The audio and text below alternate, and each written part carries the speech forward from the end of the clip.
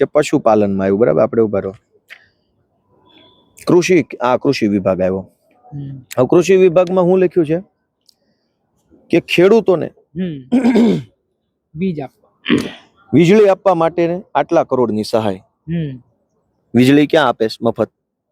સહાય તો આટલા કરોડ રૂપિયાની છે. ખેડૂતો તો બિલ ભરે છે, તો આ પૈસા ક્યાં જાય છે?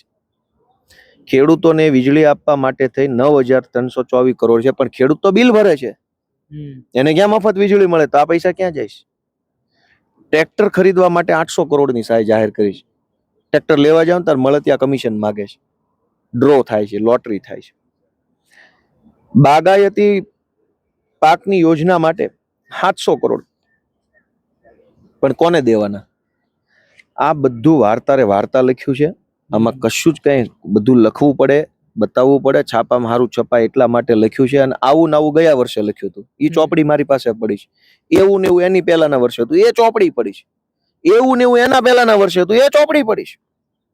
આમાં શું છે કે આ ચોપડી આવતા વર્ષે આવશે, એમાં તારીખ ચેન્જ થઈ જાય. 26-27 લખ્યું, પેલા 27-28 થઈ જાય. નાણામંત્રીનું નામ બદલાઈ જાય. અને બીજું કે એની અંદર આ બધું બદલાઈ જાય. અંગ્રેજીમાં જે લખ્યું, આ ભારત 47 લખ્યું, એને બદલે થોડુંક આખું લઈ જાય. ખાલી શબ્દોમાં ફેરફાર છે. પણ તમે જૂની ચોપડી છે ને આપણી પાસે, ન હોય તો ના પાડો કે આપણી પાસે જૂની નવી બંને ચોપડી છે. હા, બસ તો બંને ચોપડીમાં એક જ વસ્તુ છે, વર્ષ બદલાય છે, ચોપડી એની છે, ખાલી તારીખ નવી નાખીને આપી દેવાનું.